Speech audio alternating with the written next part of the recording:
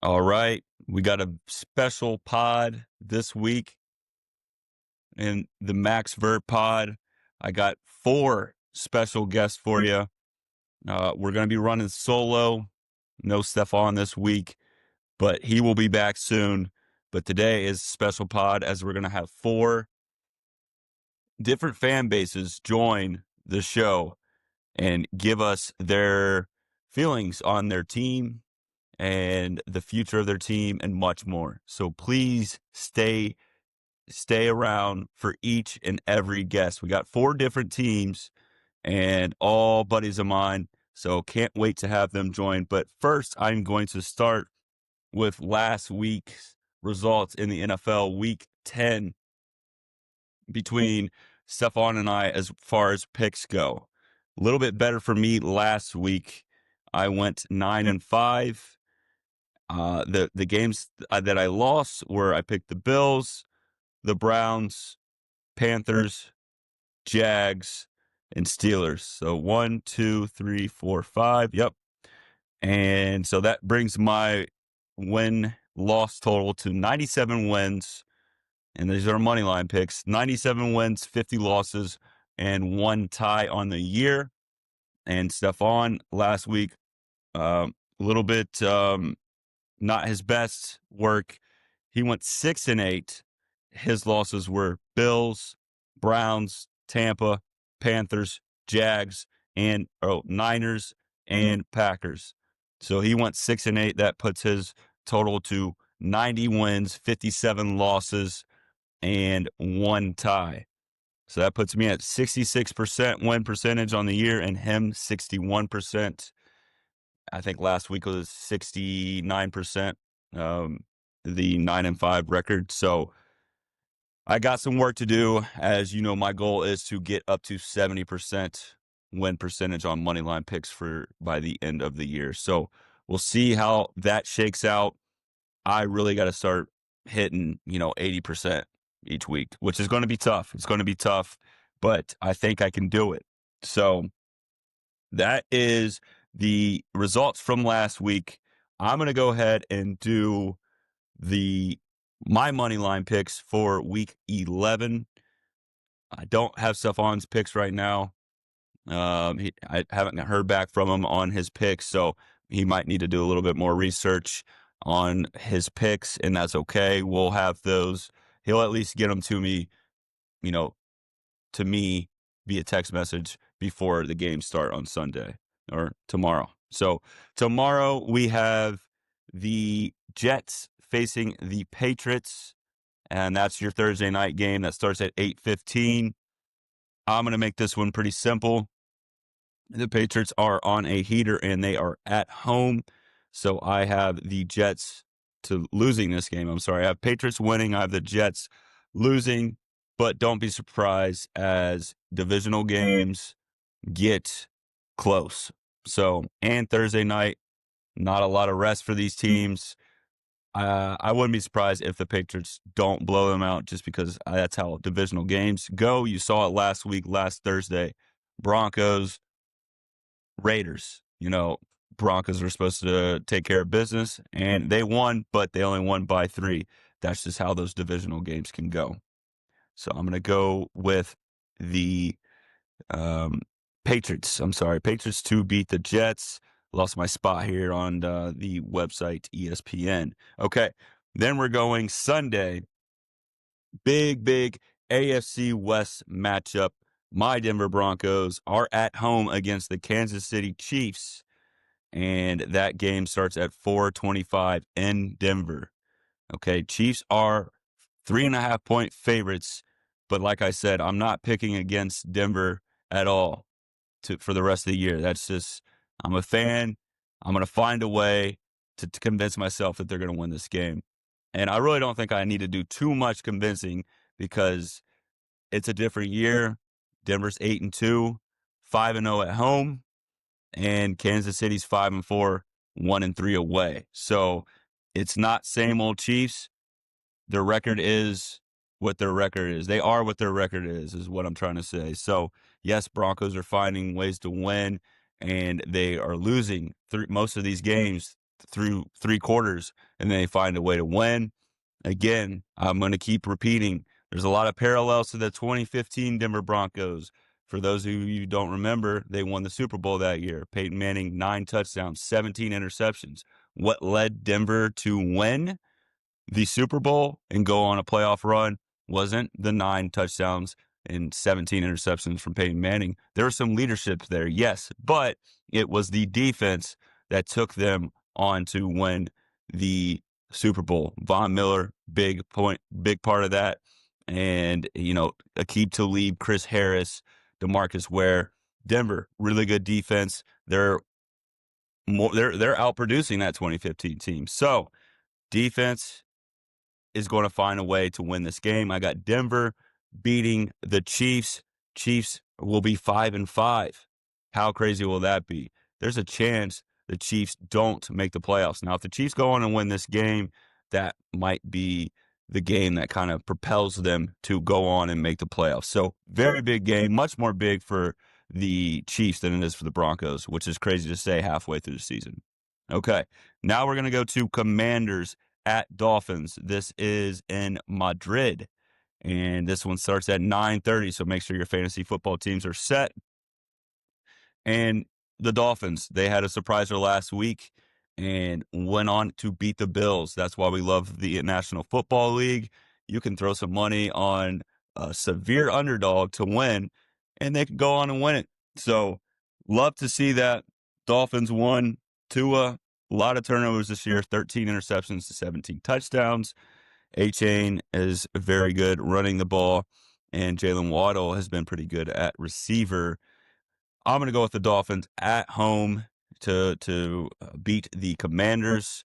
Jaden Daniels, without Jaden Daniels there, I can't pick the Commanders. It's that simple. Dolphins have talent. They're just not really winning a lot of games. So they have the talent to be better than 3-7, and they have the talent to beat the 3-7 Commanders. I'm going Dolphins at home to win that.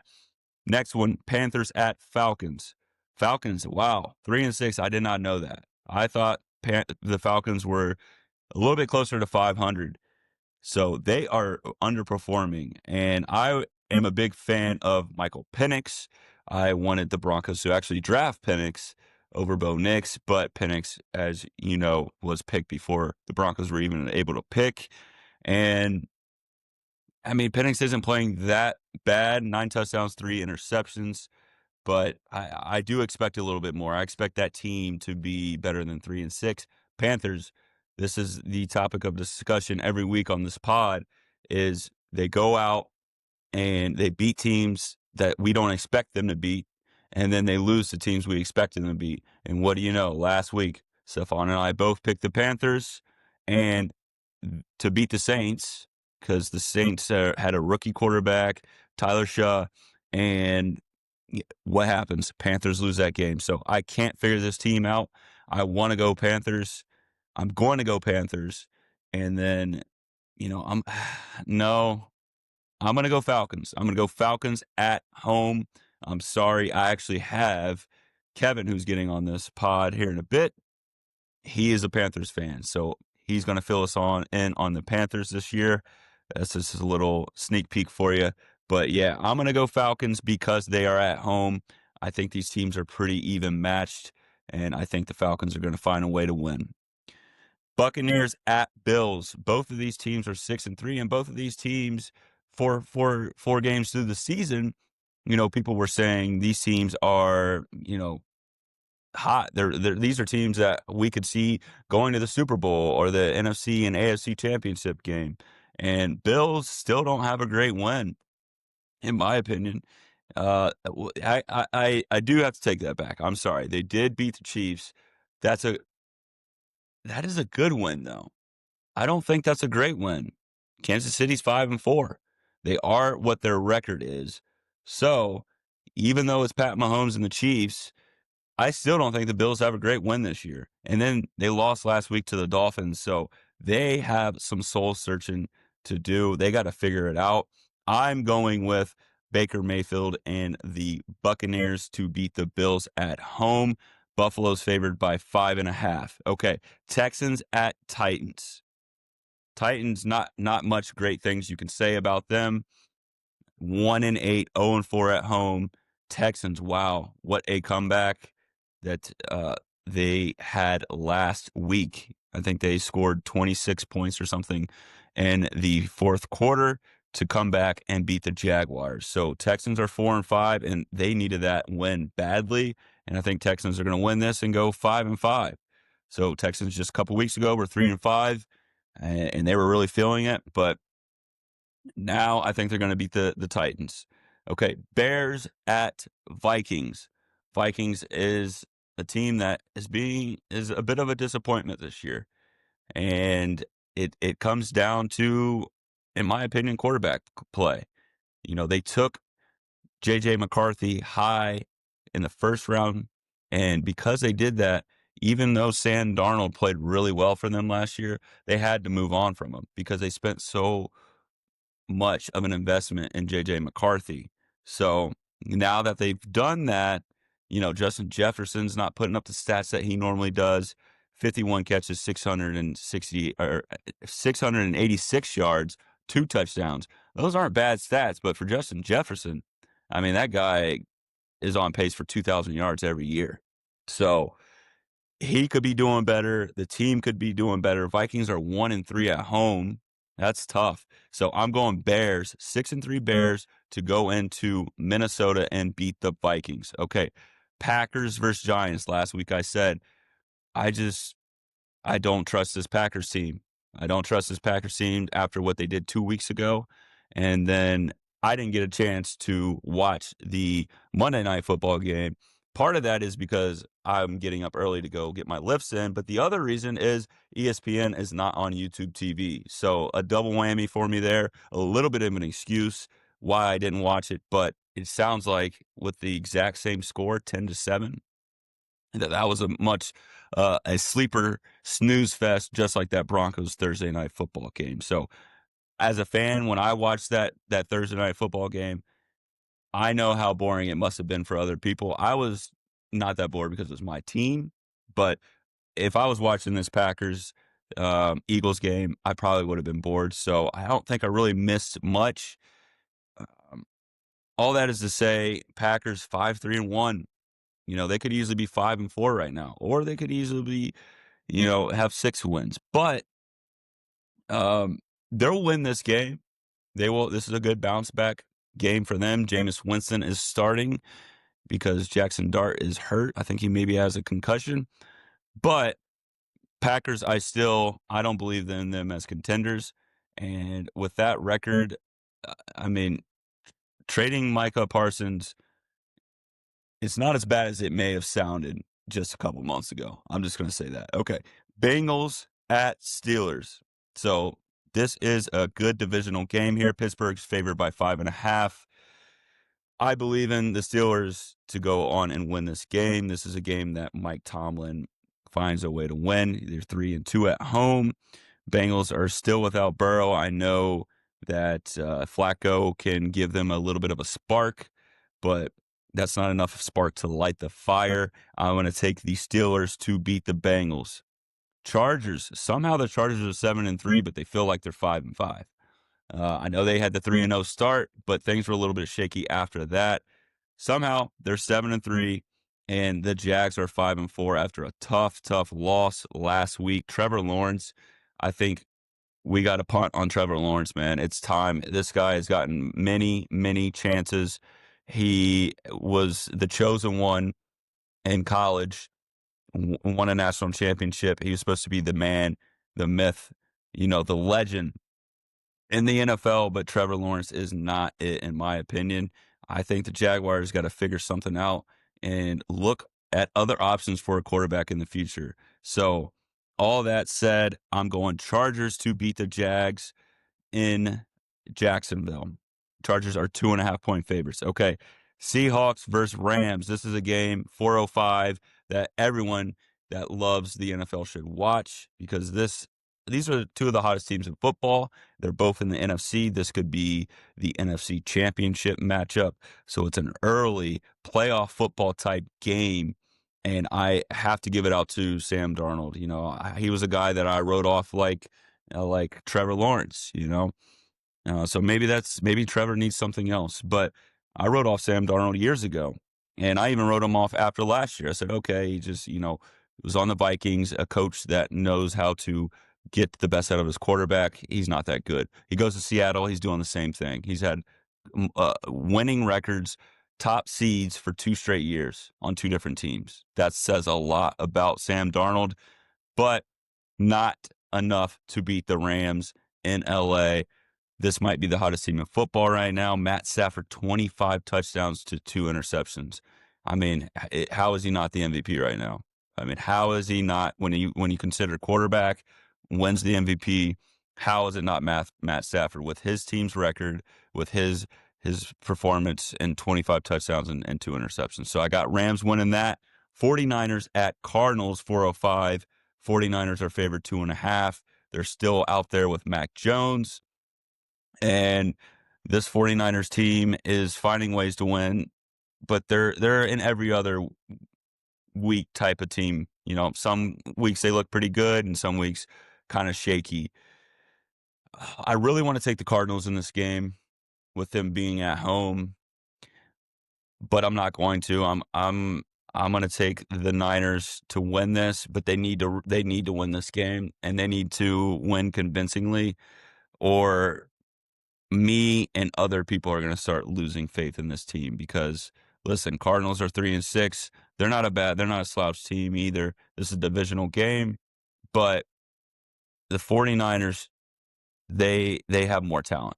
They have more talent, and they should be able to win this game. So I'm taking 49ers over Cardinals. Okay. And then Ravens at Browns. This one's easy. I'm taking the Ravens to win this. Lamar is back. And listen, 15 touchdowns and 1 interception. He just continues to protect the ball, continues to get touchdowns, throwing the ball, and limits his interceptions. I mean, what does he have, 5 interceptions over the last 2 seasons or year and a half? Remarkable. Okay. Lions at Eagles, Sunday Night Football. Little spoiler for you. We're going to talk about that one later with a buddy of mine. Lions at Eagles. I'm going to take the Eagles. I think they're built for this. I think their coach, their team, their squad, they are built for the games that are big moment games. And Lions, these are the games that you expect them to come out and play well and win, but then you're not surprised with it when they don't come out and play well and win. So because of that, I'm taking the Eagles to win that one. And then Monday Night Football to wrap it up, Cowboys at Raiders. So Raiders have back-to-back primetime games, 2-7 record, and they had the Thursday Night Football game and now the Monday Night Football game. Very bad scheduling by the NFL right here. Cowboys not much better, 3-5-1, 1-4 away. You know what? Here is going to be my shocker. I'm taking the Raiders to win at home against the Dallas Cowboys, and that is my picks for the week, my money line picks. Wish me luck. I'm trying to get over 70% win percentage, and now it's time to get a guest, our first guest, into this pod. So I just sent off the invite, and our first guest is a Bengals fan. Okay. So I'm from Ohio. I live in Ohio, Columbus, Ohio. But I'm from Dayton, Ohio. And this guest right here he lives in Dayton, Ohio. This is Josh Butler. Let's let him in. Yes, and What's up? What's up? We're what's up? live. Oh God, hold on. We are live. This is Butler, Josh Butler, to be exact. He is a Bengals fan, and we're trying to get his camera going here. Okay. All Yay! right, there he is. All right, so we got two. It has 2 Josh Butlers on here. Why are there 2 of me? I don't know. But yeah. So everybody, this is Mr. Butler here. He is a Bengals fan, and this is a segment that I'm doing where I'm bringing in fans, friends, and family that are fans of other teams than mine to get perspective on how they're feeling about the current situation of their team. And so, without further ado, how you doing today, Butler? Man, I'm not doing bad. I did not mean to turn my echo on. This is my first video, okay? Didn't mean to turn my echo on all the way. I'm not doing too bad tonight. How you doing, man? Good, man. Good. We do another pod. It's strictly for Butler and I do. It's strictly for our fantasy football league. So we've been in a fantasy football league. It's called Hut Lovers because most of the league worked for Pizza Hut years and years ago. And so it's we've been doing this league for like 10 years. So we've been having fun. And we have a little podcast just for the league. So we probably have the best fantasy football league in the world. There's no doubt about it. Yeah. Okay. So, um, first question: how are you feeling about the Bengals right now? The current state of the Bengals. Greatest offense in the NFL, worst defense in the NFL. Maybe worst defense in the history of the NFL. I agree. I it From my vantage point, it seems like the exact same defense as last year. It is literally the exact same defense as last year, except this year, Trey Hendrickson has missed, going on 4 games in a row now. Yeah, that's tough. And what what's the record prediction you have for the rest of the season? Because I'm seeing news out there and articles that Joe Burrow is starting to play, or starting to practice, and maybe they'll get him back. So that's crazy that he might even be back. But do you have optimism, and what do you think the record will be for the rest of the year? It's it's hard to have any sort of optimism when the defense is as bad as it is. Um, this is an exact repeat of last year, and last year we had the Triple Crown winner. We had the most accurate QB in the NFL with the most touchdowns and the most yards, and we had the sack leader, and we barely eked out a 9-8 record and missed the playoffs to your Broncos. And this year, it's almost the exact same thing, just with a different Joe under center than last year. And Flacco is doing just as much as Burrow did last season, and we're scoring 38 points a game and 42 points a game, and we're still finding ways to give up the game on defense. It's really hard to have any optimism. Anytime Joe Burrow is saying he's going to come back and he's going to play, you're excited to watch Joe play. But at the same time, he's going to have to put up 50 every week if we even want to have a chance to win. So if we even want any shot at the playoffs, I think in our division, it's got to be 9 to 10 wins, which means we have to go 7-2 or 6-3 the rest of the way out. But I just don't see it happening with the defense. When you make Justin Fields and Caleb Williams look like elite quarterbacks, I just don't think there's a way to make the defense get any stops. What if they slow down their offense? What if, they're 2 games back? I'm looking at it right now. Steelers are 5-4, Bengals are 3-6, and the Bengals are the only team in this division that is undefeated. They're 2-0 in the division.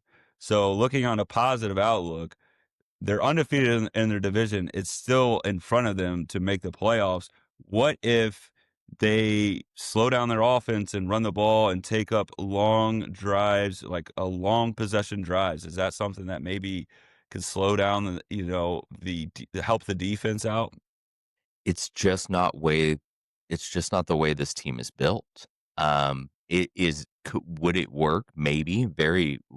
It very well could work, and then you lighten the load for the defense, you allow their team to have less possessions on offense, but it's not the way this team is built. This team is built fast break offense to score quick and score a lot per game, and that tires out the defense so fast because they're going right back out on the field. But you are right. The first 4 weeks of the season, we had no run game to speak of whatsoever. And then these last 4 weeks, we've had a really, really good run game, but we still just score too fast. And you are correct on that. Yeah. Yeah, I'd like to see if they could maybe do that. Maybe see if they could slow down. It's hard to do when you have the weapons that they have on the receiving end of the field, but maybe that's a strategy that we may see. Do you know when Burrow is expected to come back? So all of the original um, projections were for early December. He's already started practicing again this week in light practice. He's hoping to be back by Thanksgiving. That would be our first Ravens game. So that's the other thing about this team right now. You talk about how good they are on offense and how terrible they are on defense. We still have the Ravens twice. We still have the Bills ahead of us. We still have the Patriots ahead of us, who I think are the number one seed right now. Yep. There is still some seriously elite offenses that we have to face this season. So whether it's Flacco or Burrow under center, these games are going to have to be shootouts if we're only forcing one or no punts per game.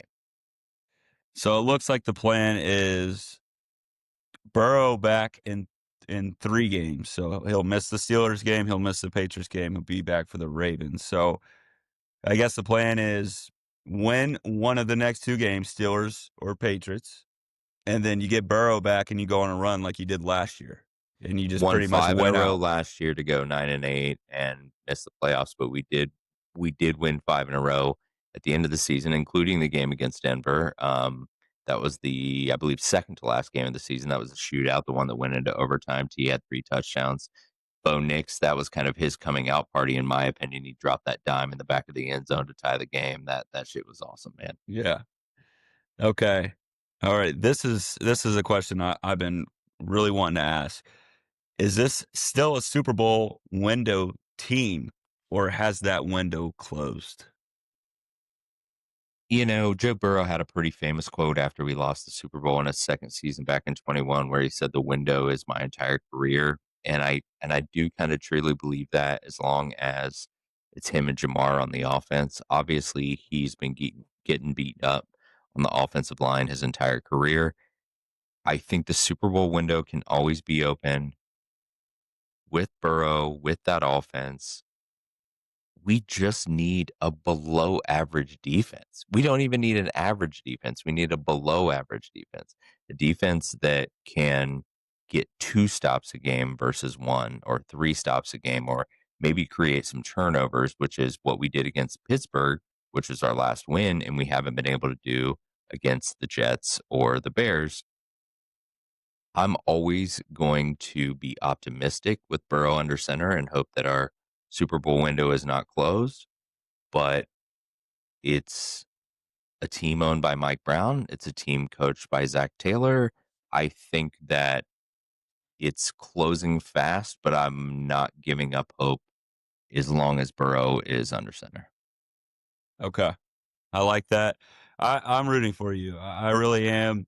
I I root for the Browns a lot because my family likes the Browns, but a part of me, and they're not gonna like that I'm saying this, is if I had to pick a Ohio team, I feel like it should be the Bengals because Dayton is so much closer to Cincinnati than it is to Cleveland. I'm not saying I am a Bengals fan to all my family members, but I'm saying it would make more sense if I played the Ohio, root for an Ohio team. It would be the Bengals. So It's funny because your whole family is Browns fans, but then they're all diehard Cincinnati Reds fans. They're all up there at the top of the state, at the bottom of the state. yeah. Okay, that's awesome. All right, so last we're gonna wrap this up, and I just want to have your Week 11 prediction versus the Steelers. How do you think it's gonna go? Who do you think is gonna win? Well, Trey Hendrickson looks like he's not going to play again, and then I think I just saw on Facebook, like not even 2 hours ago, that Shamar Stewart might not play, which gives us no edge rush whatsoever. I know that Aaron Rodgers is 150 years old, so is Joe Flacco. It's an AFC North game, though, right? The last time I made this prediction, I said it was going to end up being 13-10, and it ended up being a shootout in the 40s. I'm gonna I'm gonna pick my team, man. We're on a 2-game losing streak. The last team we did beat was the Steelers. Now this game is in Pittsburgh, but their season's on the line here, and if they want any shot at the postseason, they've got to win this Sunday. And I think that Flacco and the crew are going to be able to do it for them. Awesome. Thank you so much for your time, Butler. This has been great. The next person that's going to come on when you get off here is my buddy Matt. He is an Eagles fan. So we're going to have some similar questions that I ask him. And this is raw emotions. These guys don't know what I'm asking them at all. I just want to hear from fans across the NFL. So appreciate that. We'll probably have you on again sometime. Perfect, man. Thank you for having me on. Are you having Joel on? I will have Joel on, not this episode. My buddy Clark is going to be talking about the Steelers, but I will have Joel on here soon. Then I'm going to leave you with one thing. Fuck the Steelers. There you go. There you go. All right, man. Later. Peace out.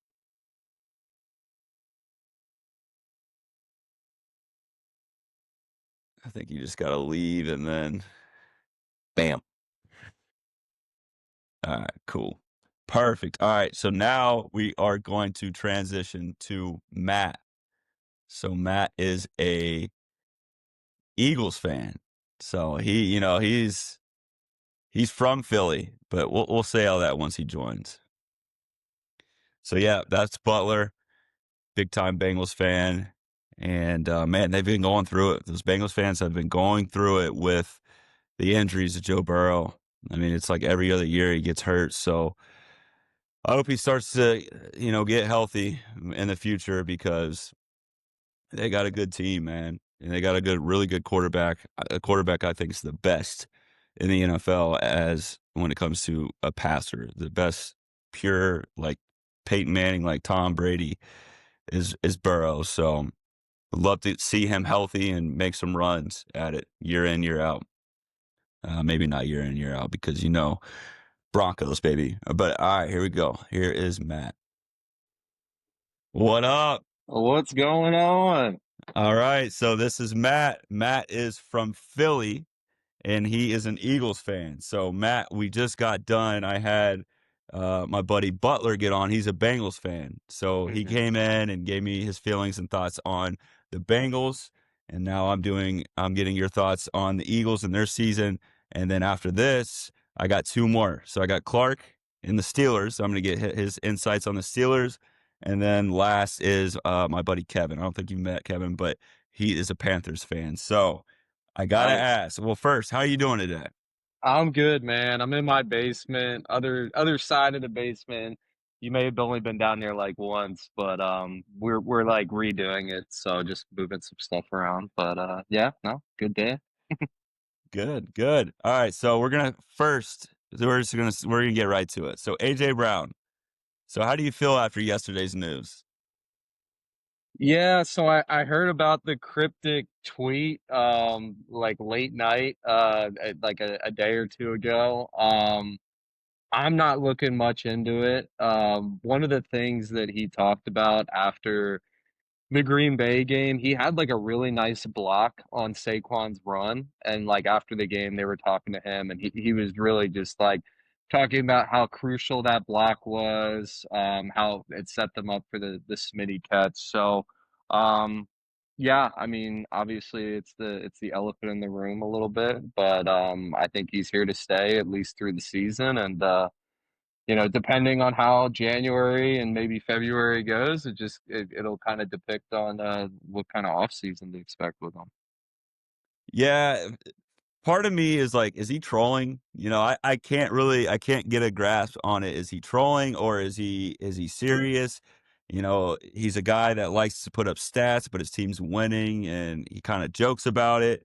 And then he says, season's a shit show. I really don't know if he's joking or if he's being serious. Yeah. Yeah, I mean, one of the trade speculations was New England, and it makes perfect sense. Braves drafted him. He grew up a Patriots fan. He had like idolized Brady and Edelman and all those guys. So, and now they're finally good. So, I mean, maybe New England's thinking about it like in the off season. I mean, it's only one more year left on the contract, so um, who knows? But I'm not super worried about it. I think Smitty is having a Pro Bowl year. Dallas Goddard has 7 touchdowns, which is like unheard of at the halfway point. I mean, he's on pace for like 12 or 13. So yeah, I mean, we'll see what happens down the stretch. We're gonna need him. That's for sure. Yeah, you will need him. You will need him, and he will get the ball when it's most important. We all know that. And like you said, I wouldn't be worried either. You know, he's a good player. You love to have great players on your team, but with him having 408 yards, and we're over halfway through the season, uh, it proves you're 7-2, and he only has 408 yards. So you're proving that you can win without him. He Yeah, might take the one argument with that is he might take attention away from other players, yeah. but we'll see how it shakes out. That enough about just AJ. Let's talk about the team in general. You know, obviously last year you guys won the Super Bowl after a heartbreaking losses in the Super Bowl a couple years prior. How are you feeling about the Eagles season so far overall, like this year? And what's your record prediction for the rest of the year? Yeah, I mean, there's been some ups and downs. To start off with the schedule, Kansas City, Rams, Tampa Bay, that was a lot of tough teams to start with. Obviously, the second half of the Denver game was not the way I wanted it to go, and then to follow it up on that Thursday in the Meadowlands, that it made it even worse. But you know, after that, the Minnesota game, the Giants game, the bye. Obviously, Monday was a weird game. It's always weird when we play Green Bay. The second half of the year is tough too. I mean, I think we might have top three hardest schedule. I mean, we have Detroit, and then you know, going out west to LA to play the Chargers. We still have Buffalo. So um, yeah, I mean, look, at the end of the day, I think that we can go back to the Super Bowl. The two teams that scare me the most are Tampa Bay and the Rams because those are two organizations that have recently done it before. I probably would put San Fran on that list as well, but with all those injuries, probably not. And until I see it, I'm just going to do a little jab at the NFC North. NFC North hasn't been to the Super Bowl since 2010 with Aaron Rodgers. And every year I just keep hearing about the NFC North. There's a specific year, specific team. This is it. They're, you know, all in. And until I see it, I can't say it. So if bottom line, I think we can go back to the Super Bowl. If not, I would fully expect it to be the Rams or the Bucks. And if it's not one of those three teams, I'm pretty surprised. So that's I'll leave it at that. Record, I mean, we're probably gonna drop two more. I fully think this could be a 13 and 14, either a 1 or 2 seed type action. So this feels like a Super Bowl team for you, at least getting to the Super Bowl. Maybe, you know, no prediction on winning, but this feels like a team that can get to the Super Bowl. Yeah, I think what we saw on Monday with the defensive line, bringing in Jalen Phillips, bringing back Nolan Smith, Brandon Graham on the third downs. I haven't seen something like I have not seen a pass rush like that since the Super Bowl last year. So, if they can continue that, if the defense can stay healthy, I think the offense will figure. I think you know it's something where the talent is there. They just week in week out need to figure something out. But yeah, roster. I mean, this is a Super Bowl roster. It's just executing.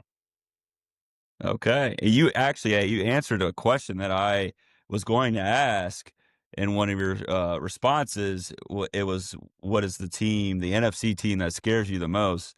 And you said, yeah, you said the Rams and the Buccaneers. So I completely agree with that Rams one because they've kind of been like, in a way, the Rams have been like kind of under the radar in a sense. And, you know, Stafford 25 touchdowns to 2 interceptions. They're 7-2, and they've just they're getting credit, but I feel like they're kind of under the radar. So I definitely agree with that Rams take. Yeah, and their defense is so young, and it's only going to get stronger and better. Yeah, if I had to like stack rank, I'd probably put the Rams, and then the Bucks. I think the Bucks, the issue with them is injuries. It just always seems like right when they finally get things going, there's another key injury. So, but don't be surprised, even with a couple injuries, like what I think his name's Jason Lick. Like what Jason Lick, Bruce Arians is still in that building. Like the Bucks are dangerous. I don't want to play the Bucks. Yeah. Like I don't want to play the Bucks. Understandable. Well, good news is you're not playing the Bucks for your Week 11 matchup. So before we get off here, I want to thank you for your time, but I also want to get your Week 11 prediction versus the Lions. So that is Oh a man. Sunday night game, correct? Yes, yeah. Okay, so that's you're home. So I want you to know you'll hear the pod when I put it out. But I did pick the Eagles to win this game. Who do you think is going to win this one? Yeah, I think we're gonna bounce back. And I think in the NFL it's week by week. I think Detroit played a pretty sloppy Washington team. They piled on points. That that it's kind of one of those things where they're going into this week. Obviously, they're going to be juiced up. They were the 1 seed, we were the 2 seed, but we were the one with the Lombardi. But Philly didn't play their best game. I think the defense played phenomenal, but the from the offense perspective, they didn't show up. So I really think this week, what I know about the Eagles, what I know about Nick Sirianni is like as we sit here and do this pod right now, he's watching Lions defensive tape. Like he's going to be dialed in. I think that the offense will expose some of the secondary issues with the Lions. And then with the Lions offensive line, you see it week in, week out. I think I feel like I've watched like half the Lions games because they play Yeah. Nashville. Frank Ragnow being out, their center. I mean, that's huge. Like, and he was a stud. So now you have a backup center essentially going up against the guys like Jalen Carter, Jordan Davis. I know Jared Goff is good at like pressures, but then you also have that next layer, right? It's like if you want to get the ball out quick, then you got all pro Zach Bond, you got N'Kobe Dean back, you know, Quinyon Mitchell. So um if school, I think it's going to be in the low 20. I think like 24-20. I think it's going to be really close, back and forth. It should be another good game. Yeah, I can't wait to watch that one. That is a game I will be glued to. The other game this week is Rams and Seahawks. So two big NFC matchups I want to see this week. And there's some good matchups across the board. You know, Broncos You play the you got a Chiefs. big game, yeah. Yeah, exactly. So it's going to be a great Sunday to watch football. Matt, again, thank you so much for coming on. Matt is Philly through and through. Loves all his Philly teams. And little refresher for you, Matt, here. So I brought on a buddy that's a Bengals fan before you, and then after you, I'm going to bring in a like I said, Panthers fan, and then Clark with the Steelers. So please make sure you check out the pod and listen to the rest of the Will guys. do. But appreciate you hopping on, man. Yeah, appreciate it, Alex. I'll talk to you later, man. All right, cool. When you leave, just make sure it says uploaded before you exit out the app. Okay, All right, sounds good. See you, man. later, brother. Have a good night. You too. All right, so that was Matt. You know, he's feeling good about his Eagles, which he should be. He really should be because they are looking good just like last year and the last few years. So let's see if we can get Kevin on here now. Kevin and the Panthers.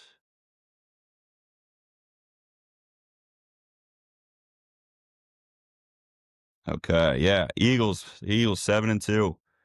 Yeah, they lost. Yeah, I guess they lost two straight games, and then they've won outside of those two straight losses. So little fire got under their butt, lit under their butt, and looks like they're bouncing back now. So Eagles are in prime position here. Let me pull up the Panthers schedule. Panthers are 5-5. Kind of crazy. Okay. 5-5. Who are they playing this week? Okay, Panthers. All right. All right, what's up? So Yo, we just got done with Eagles in the mat and Matt. Now we have Kevin, my buddy Kevin Allen. We go way back. We actually lived in the same neighborhood and didn't know it until like 20 years later. So Kevin is a Panthers fan. So we're gonna have him on, see how he's feeling about the Panthers in their season. Kevin, just a little, just to fill you in. I've been doing this with 4 different fan bases. So you are one, and then my buddy Clark with the Steelers. I'm gonna have him after you, and then I had a Bengals fan for a 10-minute segment, and then a Eagles fan for a 10-minute segment. So we're going around just seeing how the fan bases are feeling. well, man, thanks for having me. I'm sure you picked me because I'm the only Panthers fan you know, but I'll take it, baby. I Yeah, love it. thanks for having me. Hell yeah. How you doing today? How's the baby? How's the wife? Dude, doing good. The baby's doing fantastic. I'm hiding out in the side room right now. There's some screaming going on, so if you hear that, that's on me. Oh, it's all But good. I don't hear it at all. good, man. So you got the Thielen jersey on. Okay, so let's start with Bryce Young. So how much of his struggles early on in his career, he might be playing pretty well this year and compared to the last, couple seasons, but early on in his career, his struggles, do you think it's on him, or is it more versus, more on the coaching slash roster around him? It's a very interesting question, and I'll tell you why. So we have two MVP candidates that were starting previously before Bryce and Sam Darnold, and then obviously a Baker Mayfield doing good things in Tampa Bay. So you see Bryce struggling, and obviously you always want to point to the QB. But if you have those two guys balling out and just the season after leaving Carolina, you have to look at it as a whole picture. Is it one guy or is it just a struggling franchise? I tend to kind of think it's a little bit of both. To be honest with you, I think I'd rather have the aforementioned two gentlemen playing ball for us because, I mean, if you look at some of the statistics from Bryce Young since entering the NFL, lowest yards per attempt at 5.7 yards, lowest completion rate at 60%, lowest passer rating, 77.3. So, and then take it a bit further, career yards per pass is in the bottom 5 of all time with Wow. QBs that have attempted at least 500 throws. He's right in between Ryan Leaf and Joey Harrington. Whew. So it's not a sandwich you want to be in, brother.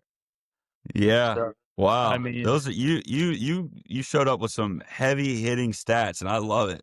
I really do. And I love the points that you made about Baker Mayfield and Sam Darnold, because situation is very important in the NFL.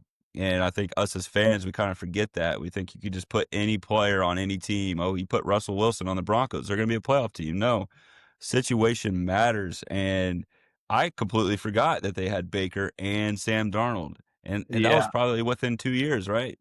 yes, it was. It's pretty crazy. And since then, I mean, we as an organization, I think have improved the O line position in front of them and the skill position outside of them. So, in 2024, we signed Robert Hunt and Damian Lewis. We drafted Iquanu in 2023. We have a stalwart at right tackle, Taylor Moton, who's been there for like 11 years. Upgraded that whole position in front to keep him protected. And then you bring in a guy like T Mac, a legitimate number one. I mean, even with Bryce back there throwing the ball to him, looks extremely fluid in his routes. He's getting so much separation, uh, crazy catch radius. I mean, if it wasn't for a Mecca, he would easily be the number one wide receiver in the draft class.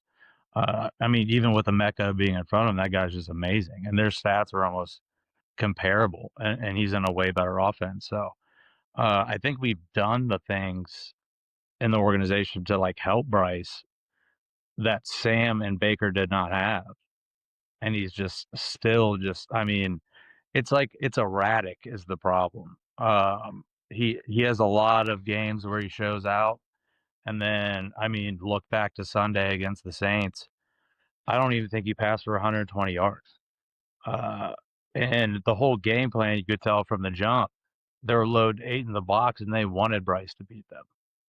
And he had one-on-ones all day. Had 2 horrible turnovers, and just kind of reverted all the way back to year 1 Bryce. So it's tough to see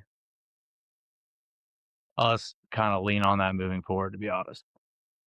Wow, that's the information I want to hear from the fan bases across the league. So that's not something I would know unless I hear it from a fan. So yeah, it's tough. I hope that he can turn it around.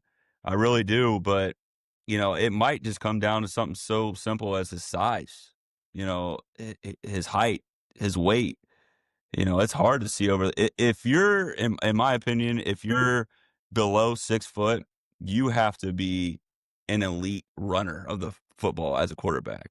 You have to be Yeah. super fast, and I just don't see that out of him. So Yeah, the only comparison player comp that ever made me feel good was, you saw Drew Brees do it at 5'11", similar athleticism. And it almost felt like Bryce had a similar game too.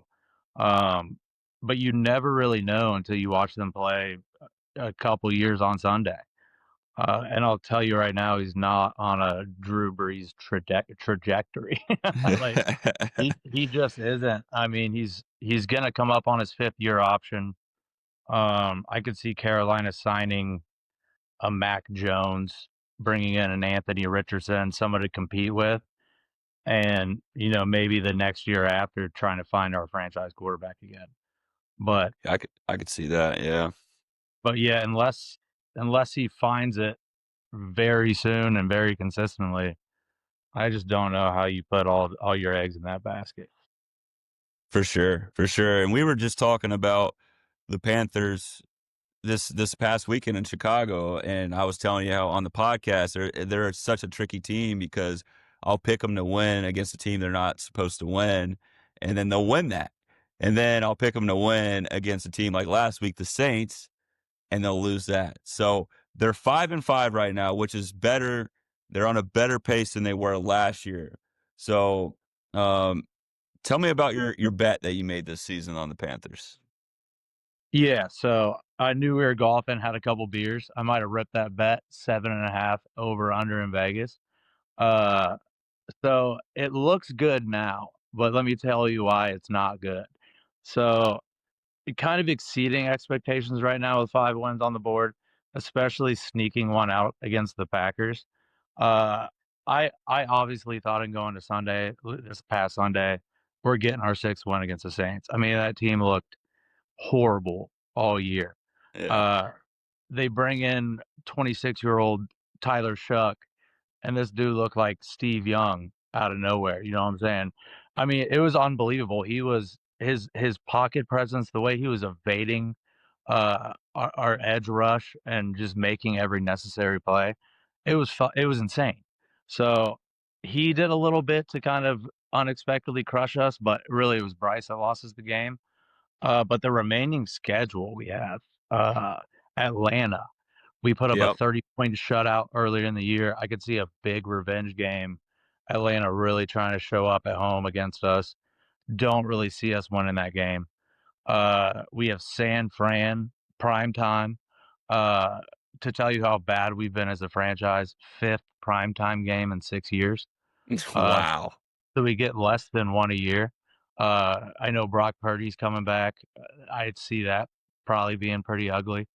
Uh, don't really see a win against the Rams. They're going to be fighting for NFC West, division lead there in that game. So they'll be motivated. We have New Orleans again. I would hope we could pull that one.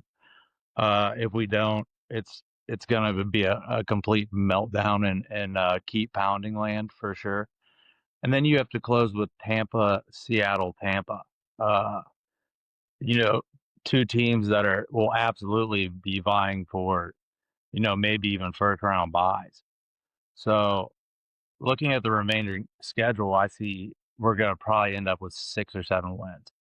So that was a lost $450 for sure.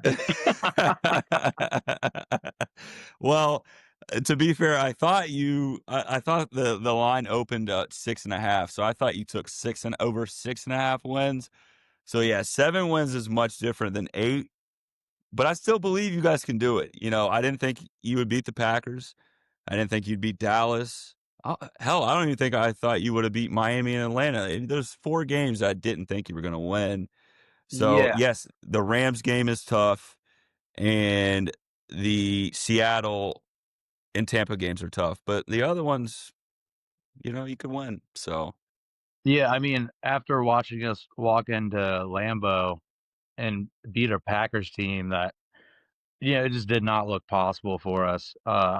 Dude, shout out. I'm actually wearing an Ike Ekwonu jersey, left tackle. He oh, is the okay. first guy to not give up a quarterback pressure in a game against Micah Parsons. So shout out my boy Ekwonu for that. That's a huge stat. There's a lot of bright spots on the squad. It's kind of been fun to watch, honestly.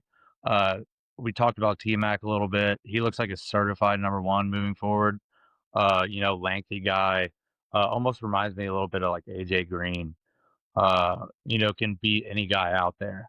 Gets great separation, great hands. Hasn't been really as effective in the red zone as I thought he'd be. Only 2 touchdowns, and they happen in the same game.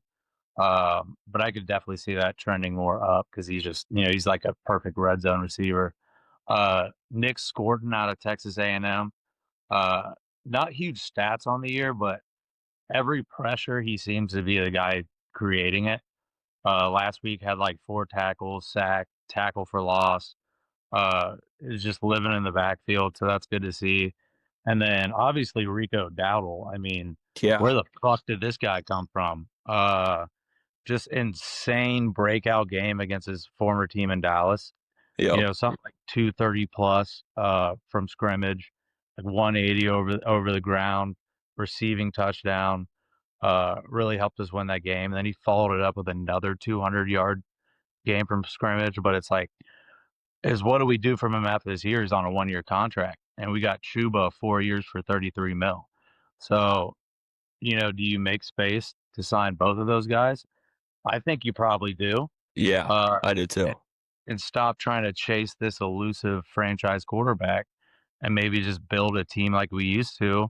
That's just a hard ass defensive team that can make just enough plays offensively to lead you to a potential Super Bowl again. So there's some pieces here, man.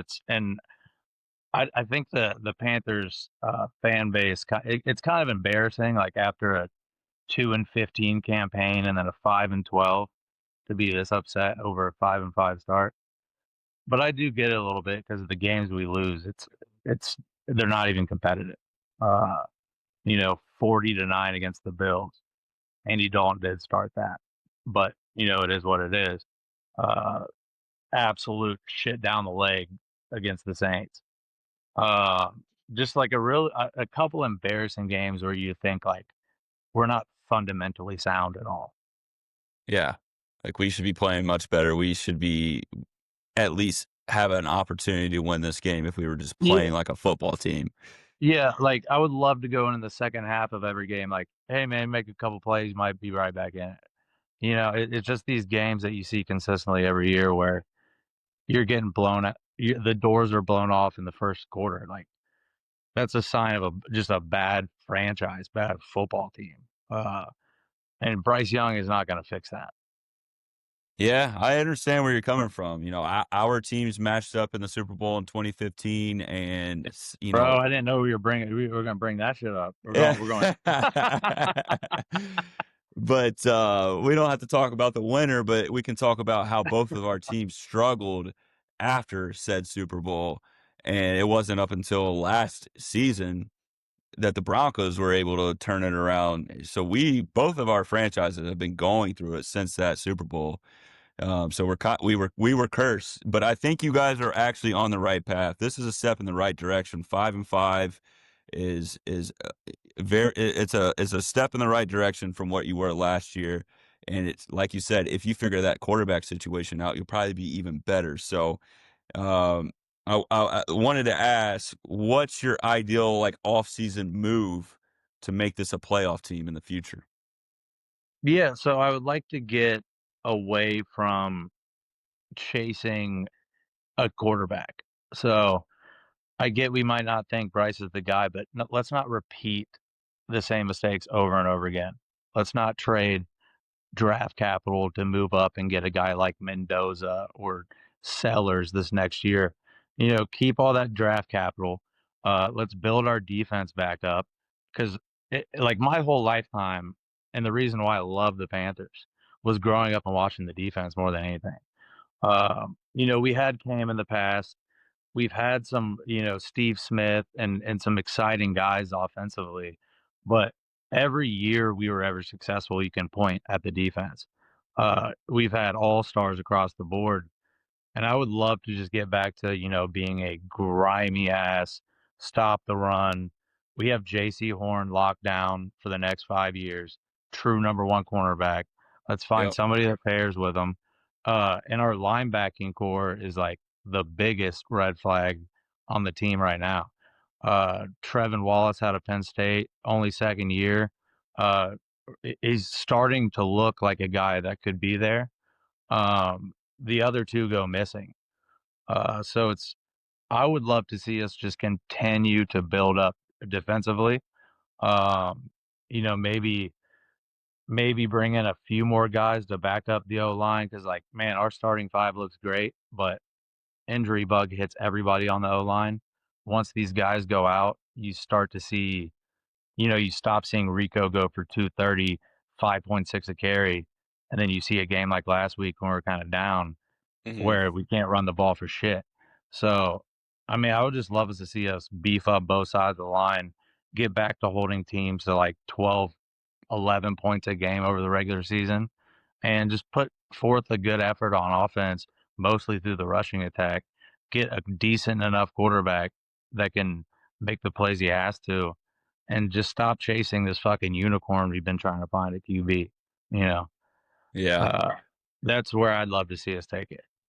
Okay. Well, I think that starts with, you know, re-signing Rico because he's a guy. He had a great year last year with Dallas, and Dallas thought that was just a one-hit wonder, and now he's doing it again with the Panthers. So much so that, like you said, Chuba Hubbard, big contract that they gave him, and Mhm. they're willing to bench Chuba right now. I wouldn't say bench, but he's not getting as many carries as Rico because Rico's playing that well. He's been Yeah, the I leading mean, rush.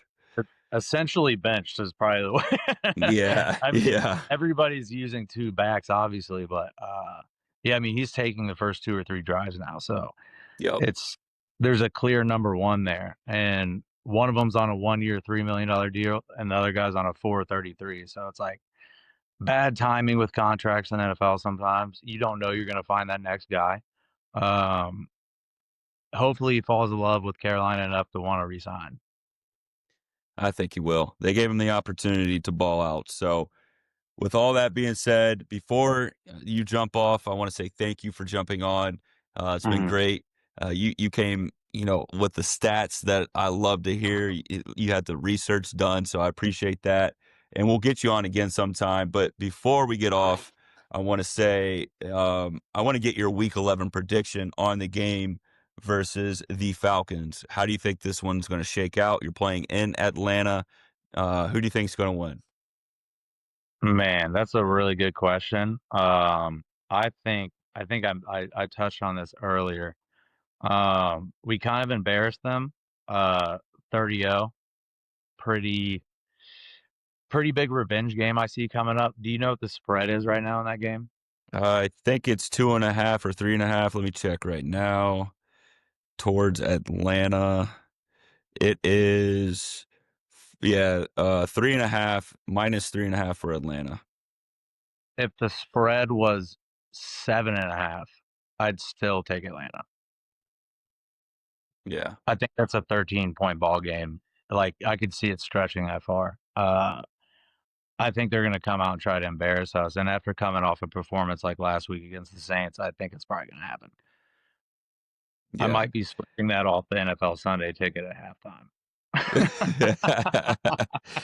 Hey, I like what you did. You set yourself up there, so when they surprise you, you'll be happy. You'll be happy with the Yeah. surprise because I hey, mean, I'm a Atlanta, realist. I'm a you realist. are you well. If we are being a realist though, the team is what their record is. Atlanta's 3-6, and the Panthers are 5-5. So Mhm. Hey, we'll see man, how it goes. before I do jump, great to see you in Chicago last weekend. I had a blast. Really good friend move. We had 8 people, only 6 top in the restaurant. You sat with me at the bar.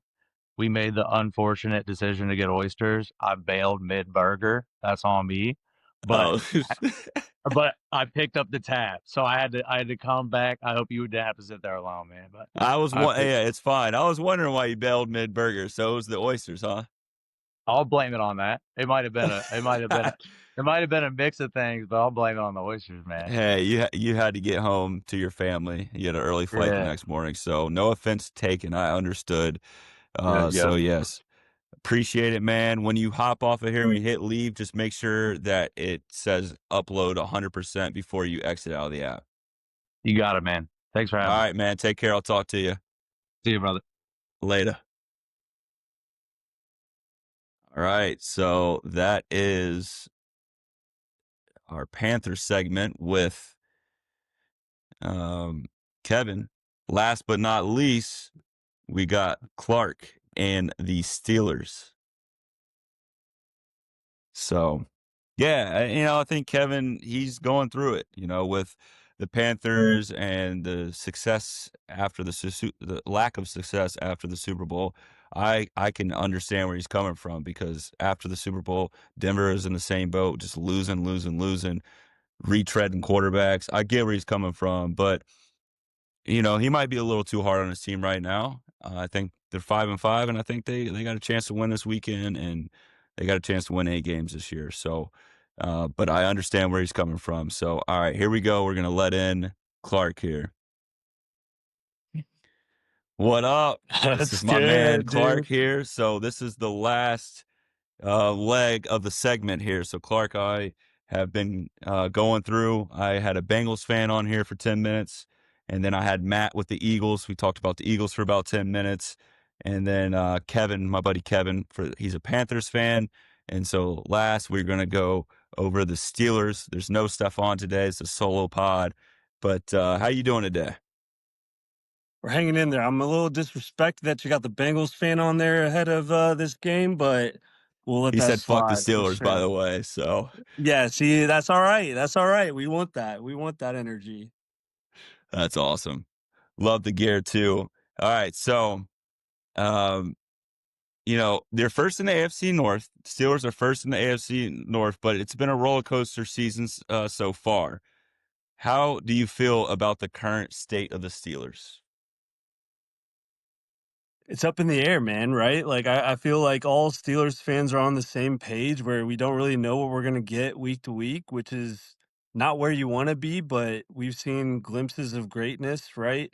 I'm happy that we're not on a primetime game. Aaron can sleep steady, doesn't have to stay up, get the old bones, warmed up or anything. He's gonna be ready to rock. But yeah, man, it's a little disappointing. Obviously, our defense was hyped up coming into the season and they haven't really lived up to that hype yet. But they've again shown glimpses where let's take the Colts for example. Ton of turnovers, exactly what we would hope we would do. And then there's other games where it's non-existent, right? So you never know. It's week to week right now, and it's definitely like you said, it's like a roller coaster. Yeah, it is. And then I haven't got to see all of the Steelers games, but I've looked at the stats a little bit, and it doesn't seem like Aaron's playing too terribly. His stats look pretty good. I mean, they look better than the quarterback stats the Steelers have gotten out of the last 5, 6, 7 years. So that seems to be okay, but very, very shocking the defensive output, I would say, from a Steelers team led by Mike Tomlin.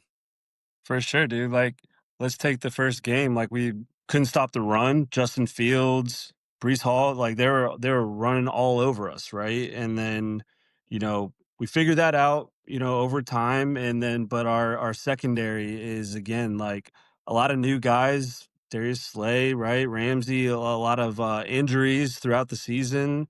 Joey Porter Jr., right? So it's just been a struggle, man. It's like some old guys, some vets back there, and we can't really apply the rush when TJ's getting chip blocked, every single play and has to run through three people to get to the quarterback. So it makes it a little bit harder on those older guys. Yeah, I think you guys bounce back this week. I really do, and I wouldn't feel it lost 3 of 4, right? But I wouldn't feel too down because the Colts win that's a solid win. That was a solid win. And, had things gone a little bit better with the Chargers, like drop balls and stuff like that, maybe that would have even been a closer game and maybe they could have even won. So I see it. I see it on other podcasts, the Pat McAfee show, like Tone Diggs and stuff. I see the ups and I see the downs. One week it's all we're going to the AFC Championship game, and then the next week it's like, man, we fucking suck. So, I get it, man. I understand the frustrations of being a fan of the NFL. I got another thing though. So June 2024. Mike Tomlin signs a 3-year extension that keeps him with the Steelers through 2027.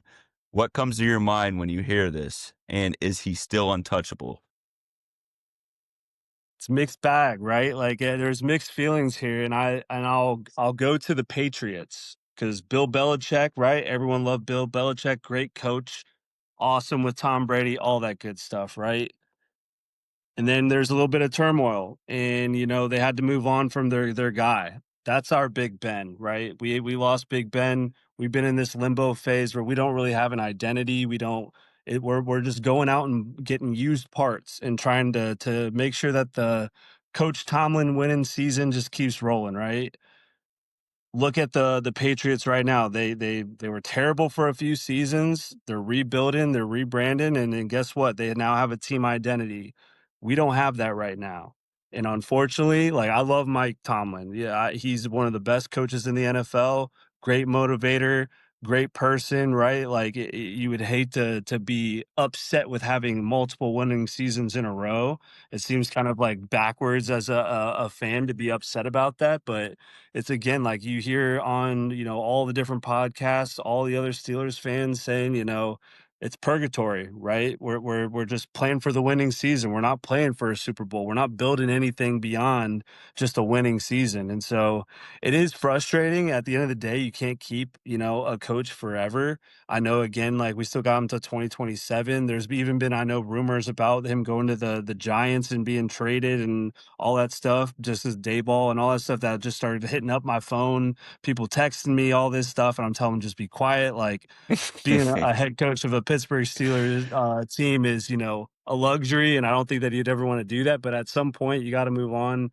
You got to, find a new identity, and if he's not the guy to do that, then so be it. I'll pick my Steelers over a head coach any day.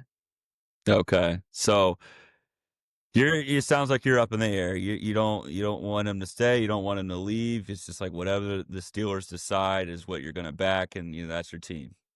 If we Okay. get a franchise quarterback, a long-term vision that we haven't had, right?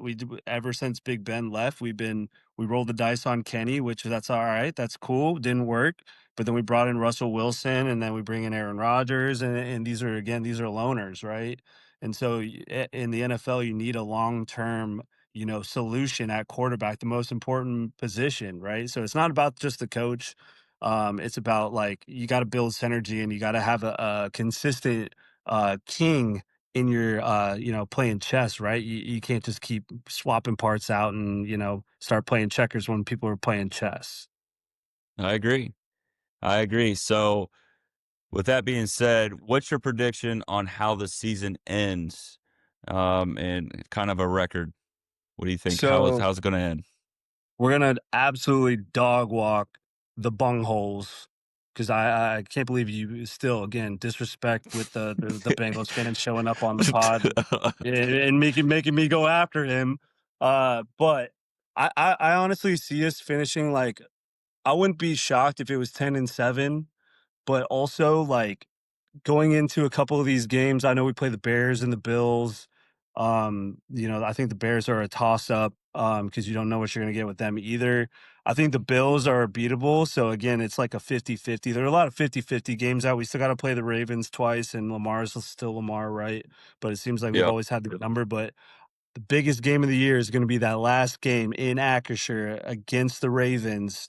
That might be the determining factor if we make the playoffs or not. And so that's going to be pretty big. But if we're going in, 9-7, that's going to be a really big game, and that could be for all the marbles right in the AFC North. So I'm excited. I'll always bet on my Steelers. I'm not going to, jump ship or anything, but I'm not going to count us out either.